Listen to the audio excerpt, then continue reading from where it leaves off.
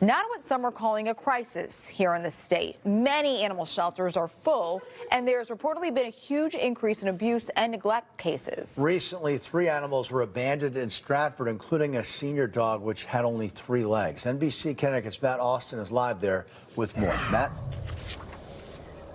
Yeah, so Amber and Kevin, that dog is nicknamed Tiny Tim, who we are told is doing pretty well considering the circumstances. And now animal advocates and lawmakers think more needs to be done to help prevent cases like this. Connecticut is in a crisis as far as their animal shelters are concerned. Now an already packed Stratford Animal Shelter is dealing with 3 more animals recently abandoned, including this dog, Tiny Tim. We're told the senior dog was left on a remote road in the freezing cold last week. Someone had just dumped him out there.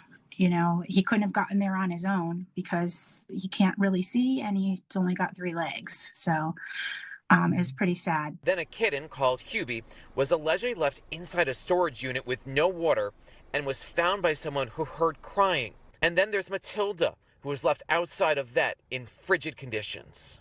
The reason why we're in crisis is because the economy, the costs have gone up so much on veterinary care, on food supplies. There's a housing crisis. Another concern is the thousands of dogs and cats being imported into the state each year by rescue groups.